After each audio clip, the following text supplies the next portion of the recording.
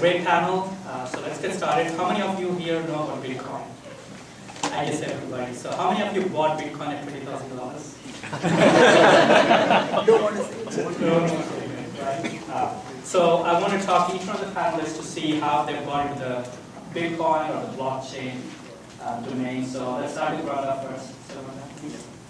So I worked in Qualcomm for many years on various things, wireless related. And then when I left, I had an opportunity to work at EFF, which is an advocacy organization, legal advocacy organization, where they were building open wireless software for routers. So I headed up that project there, and that's how I met kind of the co-founder of SkewChain at that time. And you know, the point was that we focused on privacy, security, and cryptography and how it enables that. And that's the community out of which Bitcoin comes. And so that's how I got connected and joined SkewChain. So, and you know, SkewChain's vision was, you know, that there was the possibility of blockchain technology of essentially putting a mailbox on every item, every individual item. And so as that item goes from production to the consumer, essentially we can maintain that history, even though none of the participants are actually signed on with an account or any such thing. So that idea was very exciting. It's kind of think of it as the next generation of barcodes potentially. And so we are, you know, sort of executing on that vision. Very interesting. Sure, advance. It's already been done, but we're trying to bring it to the rest of the market. Cool. Yeah, so our history is a little different. So I was at SAP for many years, and then left to do another startup. We were doing okay, we launched a product, customers using it. Until last year, they came back with a very interesting, very specific problem. And the problem was, as they build products, as they go to market as a service of clients, they work with a vast ecosystem of partners. Vast ecosystem. And they would share a lot of very valuable information with this ecosystem of partners. Either partners who are building the product, partners who are going to market with them, or servicing them. And this data that goes back into a company today happens on email or very old archaic systems. So we started looking at that problem from a blockchain perspective. Ignore the fact that blockchain, Bitcoin, currency aspect, ignore that. Can you use blockchain to secure valuable business data? But that's how we got pulled into it, not because we had a grand vision, Moses came to the table, we didn't have that. We just were pulled into it, and therefore we tried to solve the problem, and we realized it could be a very interesting problem to solve using blockchain fundamental to secure data that goes across companies. That's what we're doing now. And on the promotion of ICO, we're also doing ICO next month as well. So we're right in the middle of blockchain and ICO now. I'm going to talk with the ICO soon. So, thank you everybody for the opportunity. I'm very honored. And I was previously a scientist at Stanford Medical School, and then I did PhD and postdoc and started a company with my PI. And then at late 2012 and 2013, the fund was established. I think 90% of our LP plus venture partners, they were originally joined Google in year of 2000, the VP engineering at Facebook. So basically, we saw the opportunity that when you were director involved, you were actually in charge of acquiring companies and for Apple Hire, and also we know that you have to have data and unique data. So back then, there were not a lot of funds actually feel comfortable to write first check. And then for data-driven companies, so that was the trend for us that we saw the opportunity and we started the fund. So in year of 2013, basically we saw this Bitcoin hype. And then we didn't get the chance to invest in a lot of the Bitcoin companies simply because that we were not really understand the Bitcoin valuation, the risk is very high. So we were fascinated about the underlying technology blockchain. That was very common understanding back then. And then we were very lucky that we were first money in for SkewChain. That's how we got invited here. And then they actually, in 2014, they started this blockchain university. And then basically teaching people how to use blockchain to actually build apps. And then that was really great university. And then I think since 2017, we've seen a lot of ICO projects. And those people saw me and they were like, oh, you know, I knew you. I first learned about blockchain at Blockchain University at Fusion. So I think they were really the pioneer. However, back then, because the Bitcoin crashed, the price crashed. So in 2015, there were not a lot of venture money. So we were very lucky that we got the round of String, which actually incubated the Definity.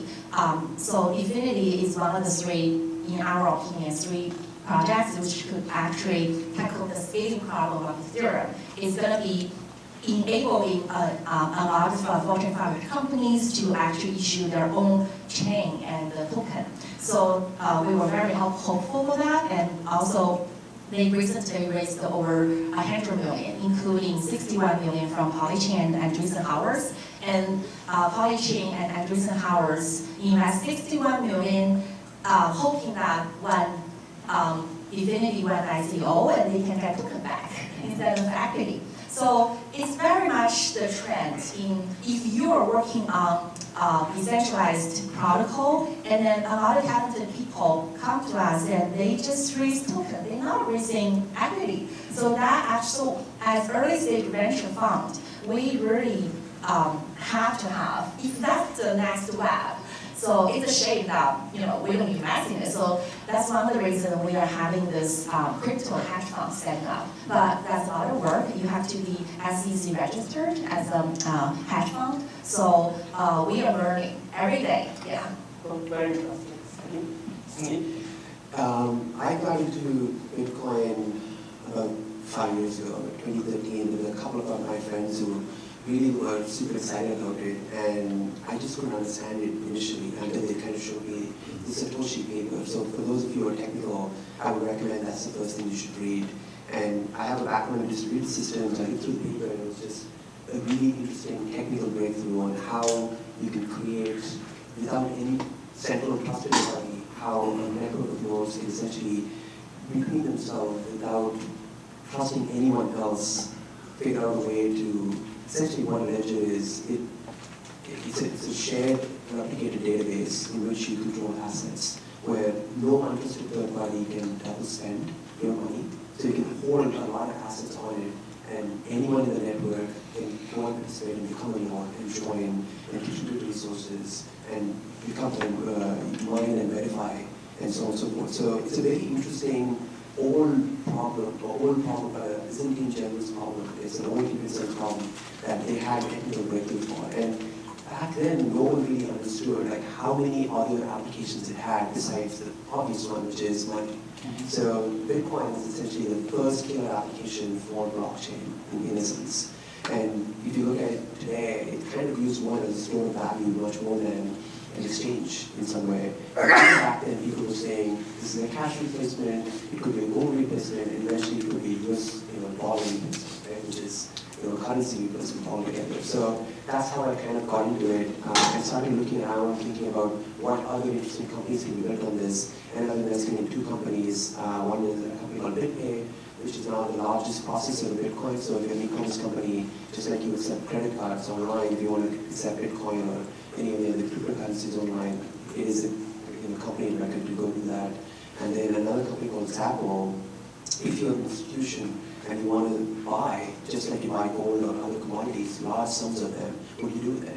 You can't just store your private key on your computer. It could get hacked and $50 million gets stolen tomorrow.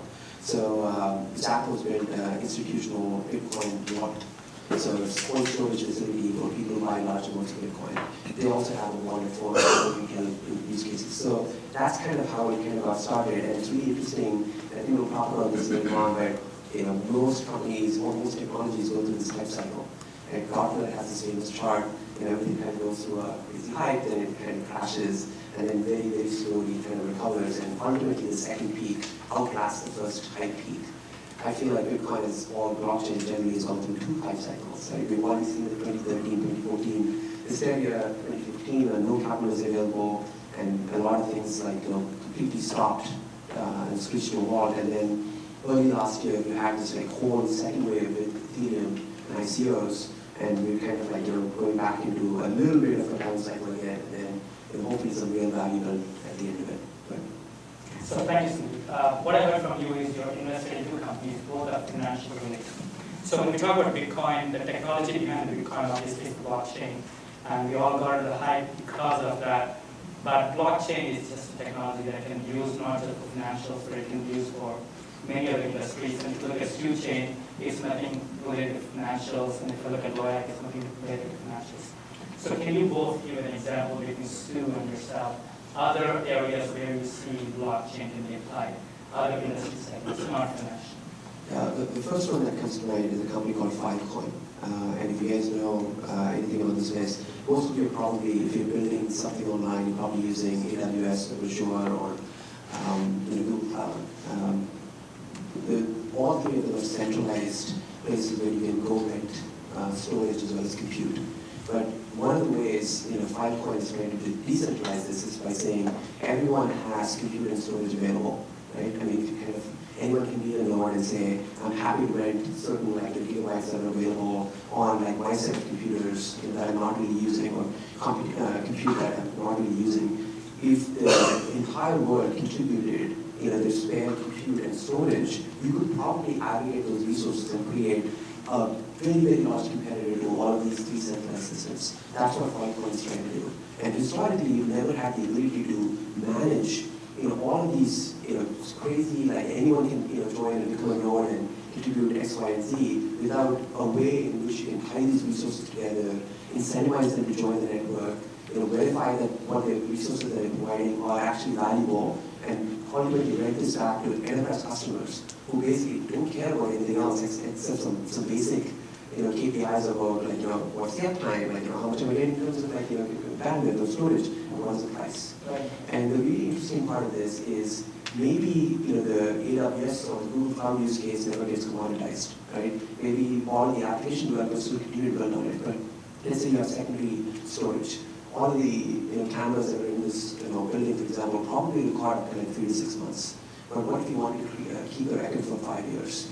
It's too expensive. But if you're putting it in small pockets, you're breaking that video up, and if you're storing it in everyone's hard drives across the world, and they rent it for 100 times cheaper, you can probably store it there.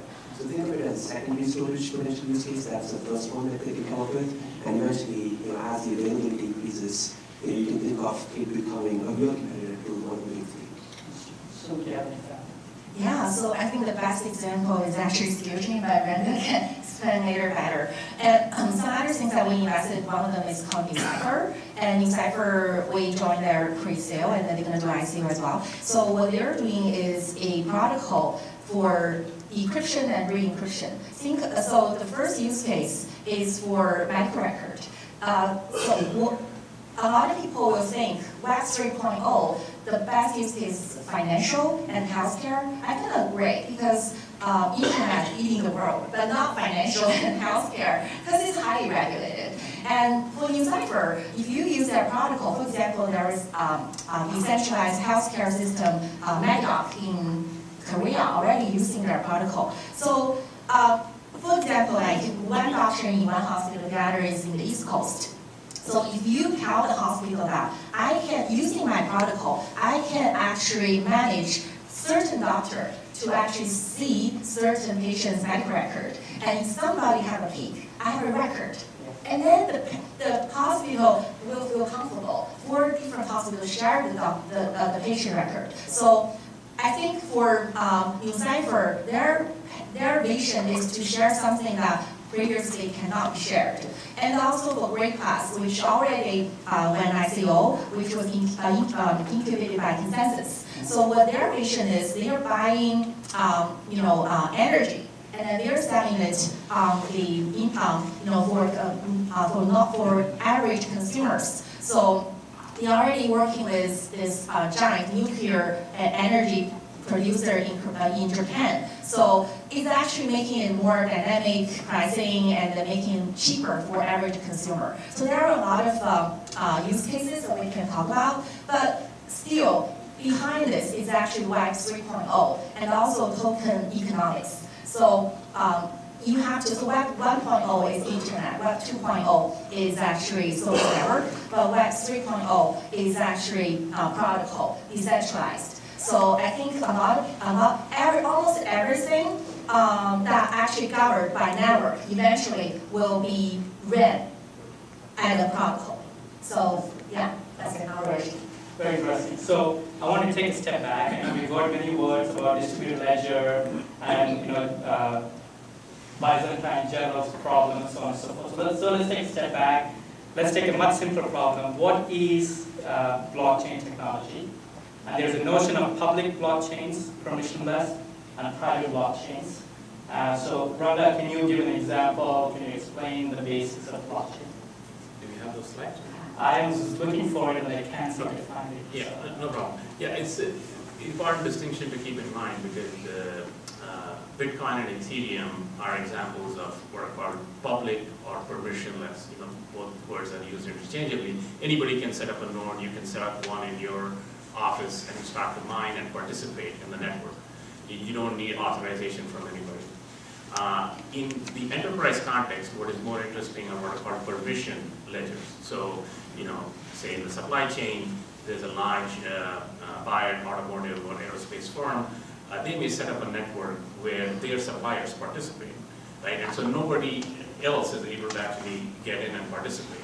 And so this concept of permissioning the participation is an important aspect. So some of the differences that this leads to is when you have a public or permissionless network, the transaction capacity is generally limited. And also, at least the first implementation, Bitcoin, didn't have much privacy. There was some obfuscation of data, but you basically knew who sent or which address sent money to which party and how much, right? So that kind of public sharing of say, who paid which invoice to, which other party and how much, businesses don't want that kind of information out there.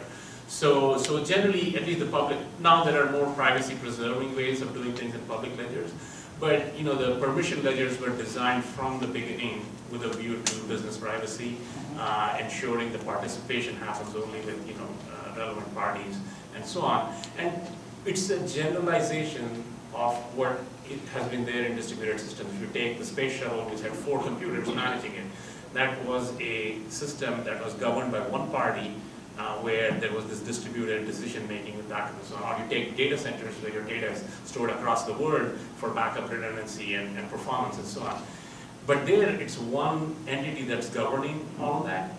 What's different with permission networks is the nodes, it's not under one governance. Each of the suppliers or each of the enterprises that are participating have their own node.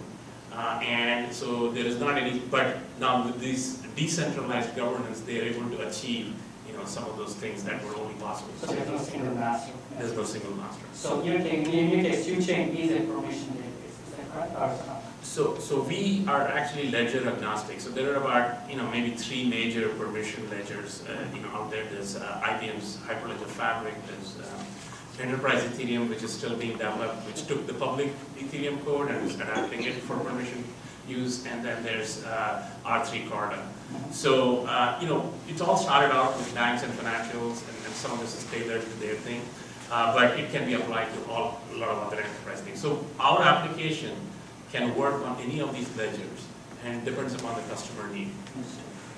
So like in your case, your application would be permissioned because you want controlled access to it. Yes, so going back to the core of your question, right? We look at blockchain from 3 perspectives. One is obviously great tech.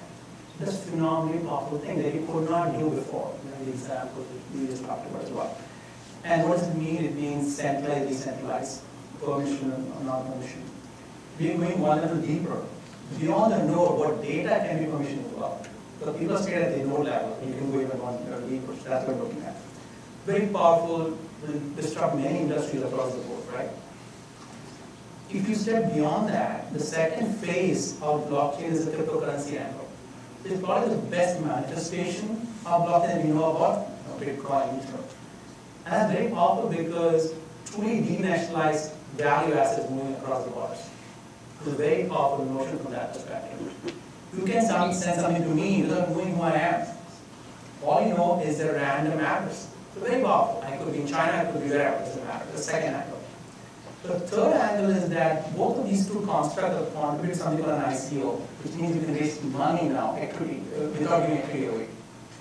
So which is the third manifestation of it. So I have to start a company and say I need to raise funds from anywhere across the planet and no equity being added up. That's a very powerful vector to, I think, Sue, and you talked about it, changes the game dramatically. Historically, you go to seed, you go to angel, you go to VC, that's how we work. Now the fourth player in between, so it's almost like crowdfunding plus, broadly speaking. So look at blockchain along these three vectors, the tech, which can do interesting stuff, the crypto angle, invest in whatever you want to do. Third is an ICO as an equity, as a fundraising tool as well, which is never possible until thus far. So that's how we look at blockchain. So can you explain, if you're not giving equity, what are you giving in return for the money that people are giving you? So this is probably the million-dollar question, which is why, to finish it, right?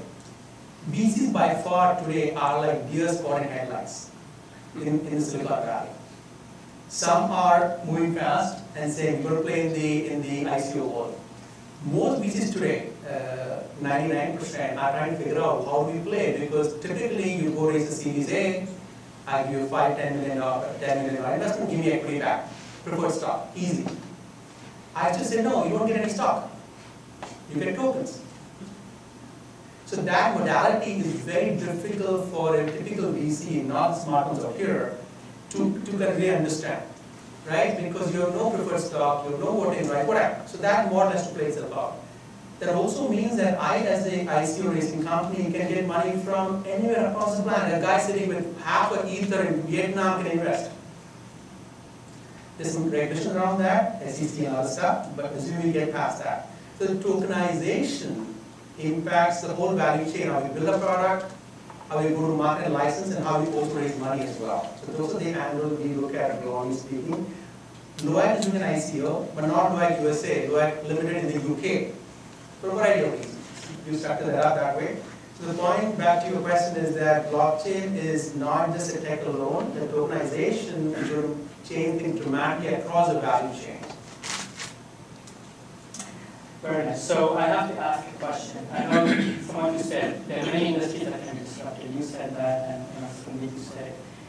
Can you articulate a couple of industries that you think will be disrupted? Our financials, I can already see some of the disruptions happening. Can you articulate any other industries that can be disrupted with blockchain? Yeah. I think it's hard to predict because some of the stuff will probably play itself out over maybe another 10 to 15 years. The Satoshi paper is now 10 years old, right? So this tech is actually not new. Mike. Well, Yeah. Closer. So the Satoshi paper is about 10 years old now. Everyone thought that if it was going to be broken, it would be compromised by now. Clearly, the tech works, right? So now people are saying, okay, great, the tech works, it's secure, what can we build on top of this? Turns out that you can't just take any centralized application and make it decentralized and call it blockchain enabled, and all of a sudden it works better than the centralized application. A lot of people find that, which is why you see as many ICOs as you see. And there was a recent report which came out last week which said 94% of them were scams, right? And it's not surprising at all because it's a very simple way for you to make money. All you have to do is basically say, put a white paper out there, you don't even have to build anything, and say, I'm creating a new protocol, I'm raising money against this. People from all over the world will basically use it, Bitcoin and Ethereum and fund your company, and you can raise 5, 10, 20, 30, $50 million even very, very quickly. And a lot of people are basically taking this money and moving it to Malta, where you can be extradited, right? And they're actually treating it as a personal cookie bag. So some of the stuff, chickens are going to come to roost because, again, then there's a simple way to raise money as it is, without any governance, without any equity, there's no liabilities and so on and so forth. Just as there are good people who are basically building really, really interesting protocols and ultimately there's probably only 5 to 10 big winners. There's probably 5,000 companies that are doing stamps. So beware, if you basically get solicited for ICOs. So there's a lot of work that needs to get enabled.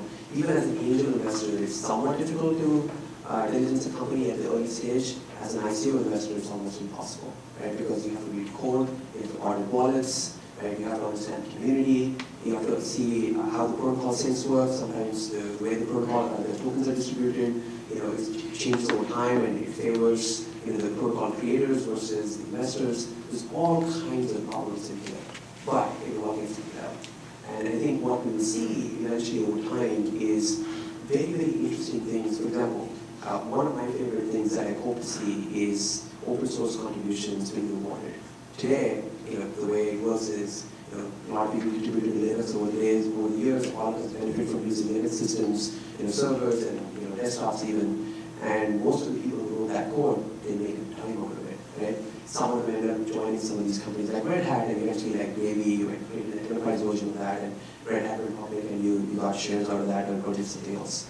But wouldn't it be really nice if the next open source project automatically creates a currency to go with the project and says anybody who contributes to this project, and we can verify that, will get a certain number of tokens.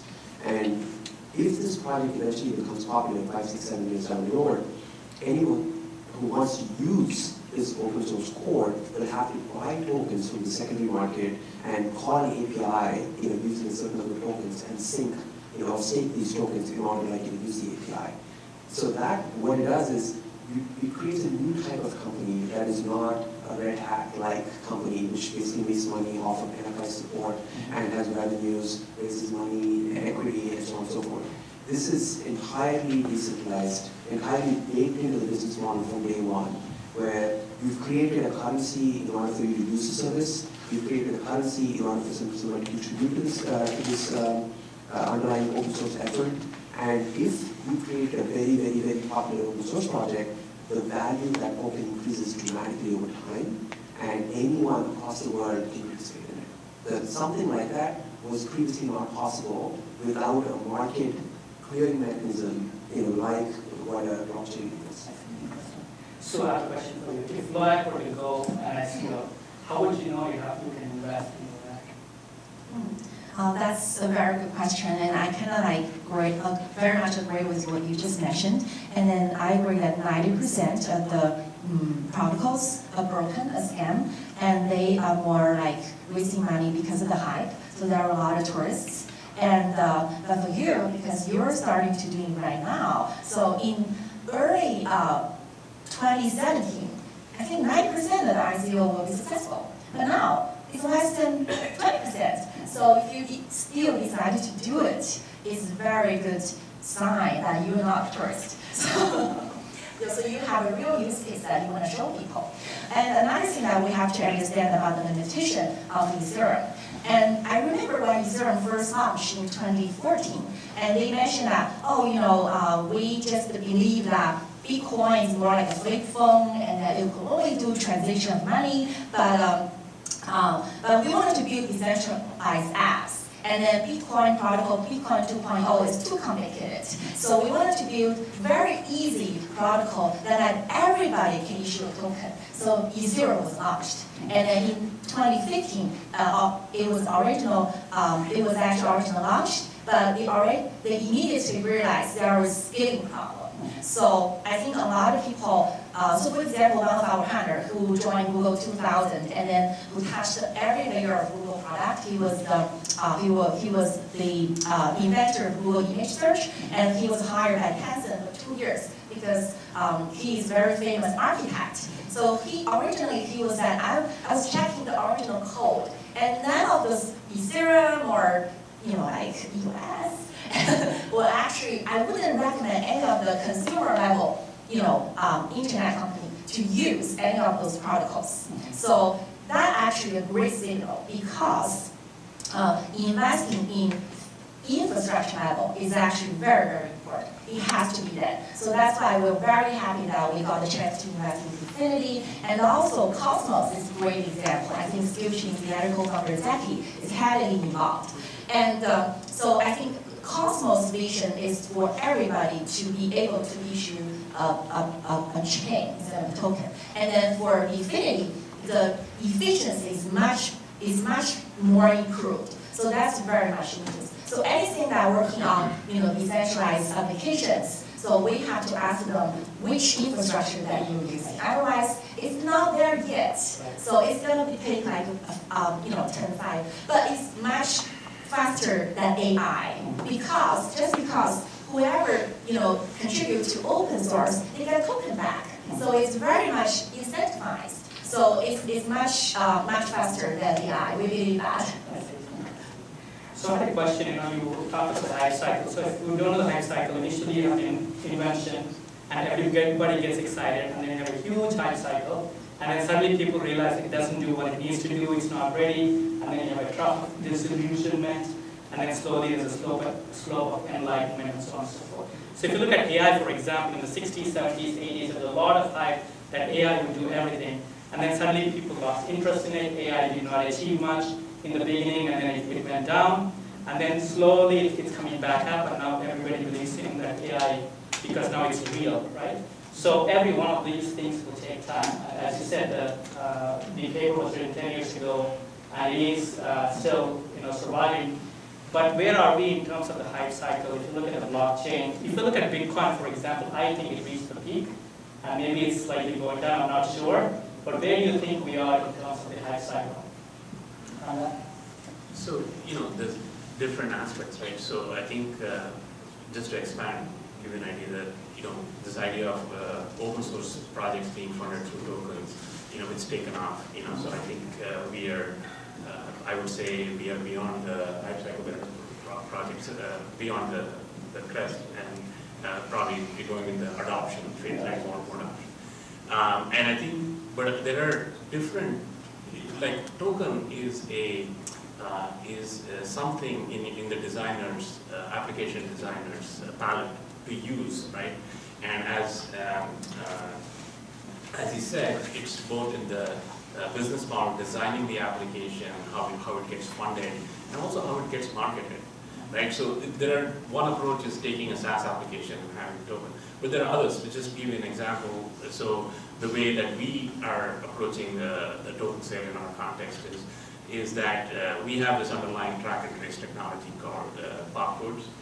And so it spans from production down to the end customer. One of the things in having it be adopted was that the end customers would not necessarily interact, with their mobile app. They're not incentivized.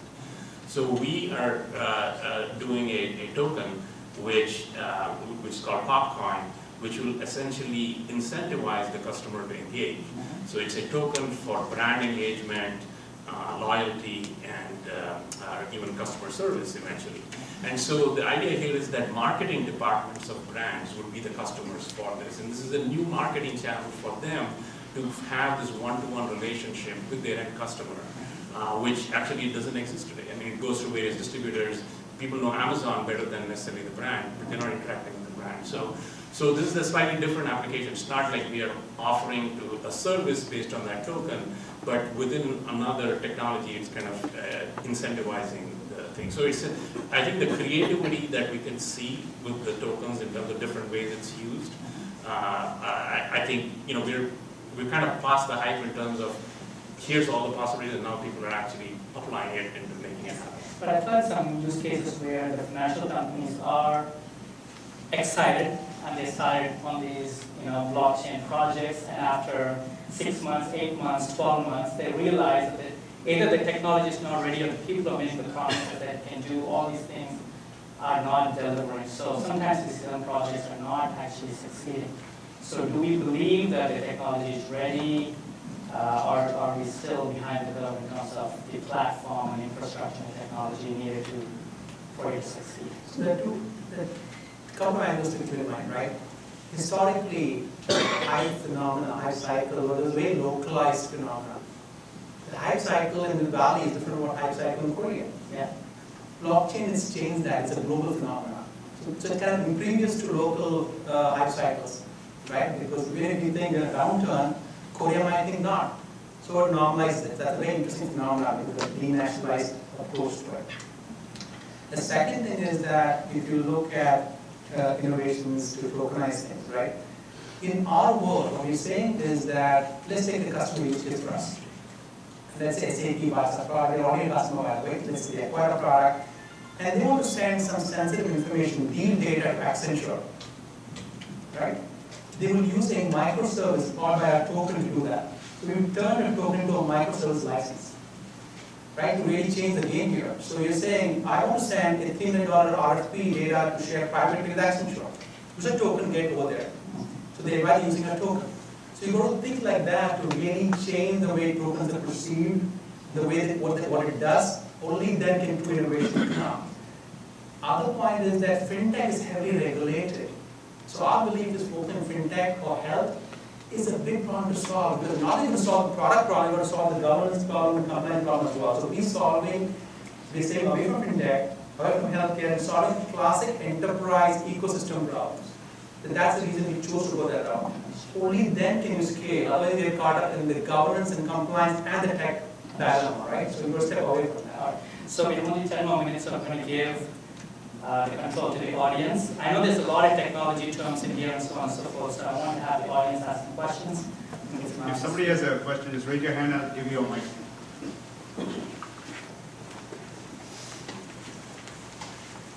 So, it's on.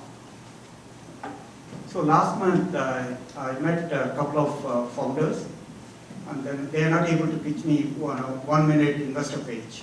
I found out they raised more than 50 to 70 million in ICO. I have a two-part question. How many of you invested significant amount in ICOs? And then what percentage of the companies are US-based and non-US based? The next person raises their hand, I can get there while the question is being answered. So the first ICO we got involved was Definity because we invest in strings equity. So they actually incubate Definity. So a lot of the value will transfer to the foundation and the token. So then we have to invest in the token. And then to answer your question, their foundation is in Switzerland. And their research center is in Palo Alto and Germany. And then the company is actually a Delaware company. I'm not sure about now, but I think it's very common practice right now. And a lot of companies actually setting up foundations in other jurisdictions. And sometimes they don't accept US, even qualified investors. So for how many, I think we actually invest about 5 or 6, and it's all on our website. And I think so I totally agree. There are a lot of people that actually came to us with some with a white paper, some without a white paper. And then we kind of very skeptical of that, and they are mostly tourists because it's an easy way to raise money, and then oftentimes their valuation could be like 2 million, but now their valuation is 30 million, 50 million, sometimes 100 million. And the way that Definity was actually successful is because they started early. They started when a lot of people are still not believing in it. So they're not tourists. So I think for the high circle, for investors, we want to get in ahead of the hype. And then for engineers, well, everybody else, you can join it. And for in year 2000, if you join internet and start something, you're probably very successful now. Okay, the next question. As a two-part question, the first one, I guess, has more to do with like global warming than anything. So, as a technologist, what do you feel like, spending, some $4 worth, which is like 40 kilowatt hours, to figure out that my cauliflower, came into Safeway at a certain point, or even to validate a Bitcoin transaction. Can I just quickly address that? Yeah. So Bitcoin mining is not significant to all of blockchain. So that's the reason I made that distinction between permissionless and permission. So in the permissionless network, the dominant algorithm for consensus is mining, proof of work. There are several others over there. In the permission space, the consensus algorithms are completely different. They don't take that level of energy, etc. to do it. So there's not that cost associated with it. That's great. That's good to know, Yeah. because it's important to know where, where it was grown and what kind of Yeah, yeah, pesticides. yeah. So it's going to have to be fractions of a cent to make that work. That makes total Absolutely. sense. Yeah. But also even in the cryptocurrency space, there is strong innovation, including Infinity, other people, in the core way in which consensus is achieved in public ledgers. How do you have, tens of thousands? I mean, Bitcoin is 7 transactions per second, right? We need to get to at Visa level, average is considered. Average is about 4,000 to 5,000 transactions per second. But peak, because highly variable, you might have to support 100,000 transactions per second for ledgers, certain ledgers, including, for example, for what we are designing. We will need to have a very high transaction throughput. So algorithms are being designed to address that, which will not be as energy intensive as what you're talking So I've been hearing about this proof of stake versus proof of work. Is that? There are several. Proof of stake is one approach that Ethereum is following, but sharding, there are various other strategies, including what she said about Cosmos, right? So they are actually creating this network of blockchains. So it's an area of heavy technology innovation. So my follow-up question is, sorry, can I ask one more? Is how secure are these platforms? So I think it's going to vary across all of them, the security. So Bitcoin is highly secure because you have 100 billion plus value riding on it. If somebody could break it, they could walk away with a lot of money. So you have 100 billion betting against the fact that Bitcoin has a fundamental flaw in it. So but technologies are varied. And that's one of the reasons people adopt earlier technology, because they say, oh, we know this is secure. So there are a lot of ledgers that were just started off by taking the code from Bitcoin and spinning up other ones. So, but yeah. One more question. We'll take 2 more questions, one here, and then we'll. Thank you. Yeah, hi, my name is Babu. So I may have missed it earlier in the conversation, but I'm just trying to understand the implementation of blockchain apart from financial services, as Ravi mentioned earlier. So probably Loya, if you have any such case in the industry where you have changed the way industry or the probably enterprise relationship management works, or any of your companies? Yes, so we focus on industry that are very ecosystem angle, where an enterprise deals with many parts of the ecosystem. One example is insurance. So we are going to market the big SI called Emphasis is building our company we're building on top of us. In insurance, there are multiple players to serve a customer. Underwriter, service providers, agents, brokers, all of that. In our case, how a insurance company shares data with these different stakeholders is what we are solving. We're not going to pure consumer fintech place, we're saying out of that, directly it is a partner, we take it to them, Accenture may take it to them, working with them on that agreement. But any system that, in this case, where there's a provider, enterprise, and an ecosystem, like insurance, where we fit in. High-tech, classic example. Insurance, classic example. Manufacturing, classic example. Where a lot of suppliers, a lot of channel partners, a lot of partners come in and they share data. So that's the way we are looking at it. Has it been implemented for any of your clients? Yes, so today we have 6 customers, actually 8 actually. They are in Abbott, Nestle, Emphasis, Infosys, SAP, and most of them are not in fintech, okay, by design, because these things are fintech. They are either in high-tech or core, they are in life sciences like Abbott and Nestle. So that's the part we're working on. We're only going through fintech, only through service partners who have domain knowledge and who have done this before. We are staying away from going directly with that. One more question. Hi, my name is Manoj. I think I have 2 questions. So one is, as investors and entrepreneurs, when you're looking into the space, as you see today, the technology space, we have companies dealing with issues like energy efficiency, scalability. That's on one side. On the other side, as much as it is about technology, it's also about the adoption from industry and the customer angle. So what is the current status quo in terms of the first generation trying to solve these technology issues, and also in terms of how they're trying to help their own companies help gain market adoption? Where do you see the current statuses, and how do you see when you are seeing new companies coming up, and what are you looking for as red flags or green flags in that? Okay, sure. So the thing is, right, we focus on the plumbing, the technology, we are starting in the wrong space. Blockchain is plumbing, it really doesn't matter. So what we focus on is the use case. The use case is precise, customers will follow. When I say use case, it means a couple more things. It means who's the buyer within the enterprise. I sell it to the CMO, to the chief procurement guy, or to the chief revenue officer. So only when we do that can we get enterprise adoption. Right now, the first wave of blockchain companies are very much plumbing and platform. They have not risen the application stack yet. Therefore, the adoption is also very consumerish / very weak. So now you're starting seeing companies like ourselves who focus on the business application phase, thereby selling very focused services and products to lines of buyers. And that's too early to call. Because we've got to get out of the platform weeds. We need to make a significant dent on the enterprise side. I totally agree with that. When we do vertical solutions, it's exactly what you do. You have to have a use case for that industry at the market. And that's what the way we approach our customers is not that they're doing blockchain, right? So our customers are enterprises. We have specific solutions to help them with the way they manage their supply chain. Where smart contract governance is involved, but we reduce it down to like, what's the benefit for you? Down to, we have, financing solutions that are going to help their suppliers, right? So they think, oh, okay, so it's going to help my working capital. So they don't think blockchain, any of that stuff, right?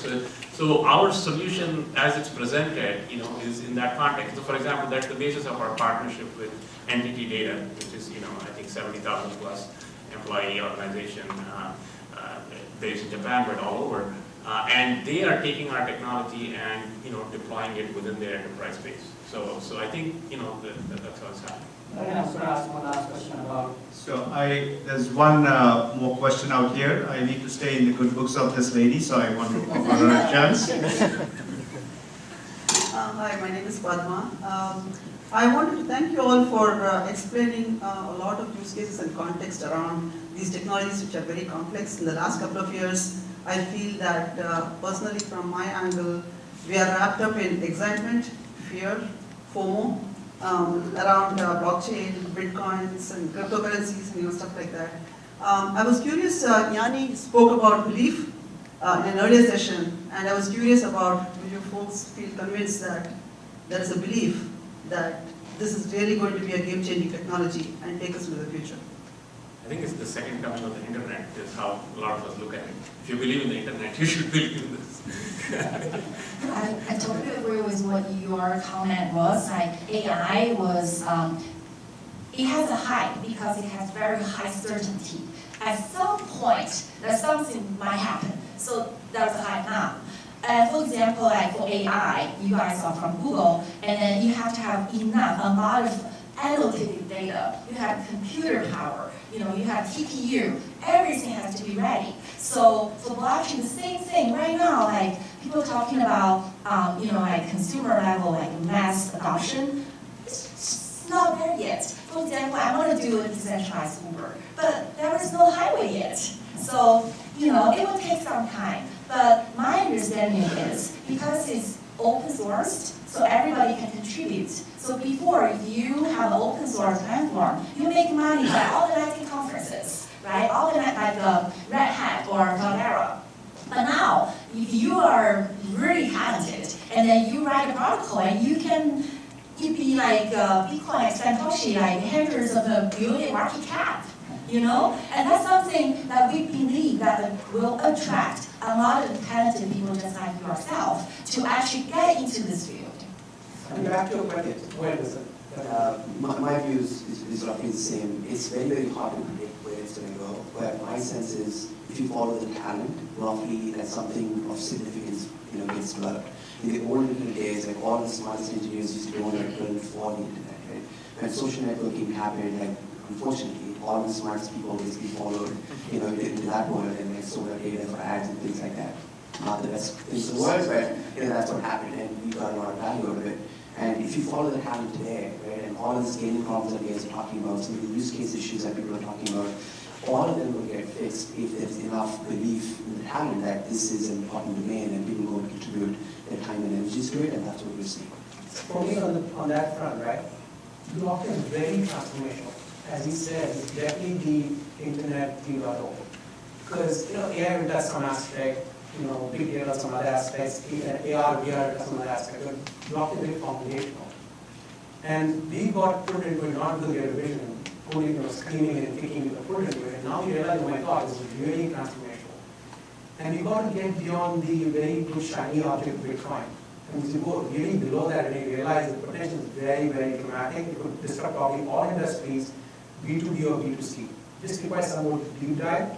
Are we ready? We're not. But that's the whole idea. If you're ready, then the eye will score anyway. So the timing is actually right from that perspective. Just as an example, it's going to affect a lot of things, including, for example, identity. The way identity is handled. And if you think about it, that affects everything, right? So you will see that everything will use a new form of identity by which people participate. And so just to give you an idea how foundational it will be.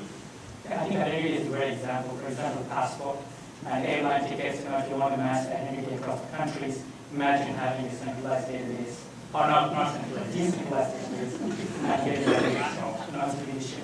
But I want to wrap it up. I want one of you to give guidance to people. Where do they go? You said there's a blockchain university that you are running? Yes, this Q-Chain organized, this was in early 2015. It went through a few cycles in 2015, and then I don't think it's active right now. But we have run meetups, in our facility for Hyperledger Fabric. So that's one of the technologies that we used. So we had like a 4-part series, 3 hours each to actually get developer focused. But we also have a sort of business-focused one. It's now broadened into what we call blockchain EDU, and so we are covering other technologies as well besides Hyperledger Fabric. So that's one. The second resource, I think you're in the best area for blockchain. This is the birthplace of blockchain. Stanford University, Berkeley. There's strong communities that are participating there. Just get on there. Are there Coursera courses? Yes, there are Coursera courses, Udemy courses, everything, what name it, it's all there. And YouTube is a phenomenal resource for blockchain. There are reviewers, there's a whole ecosystem around that. You can't believe it. People who take money to review ICOs. There's a whole ecosystem around YouTube that you can look into as well. All right, we're out of time, so I want to thank the great panel for giving us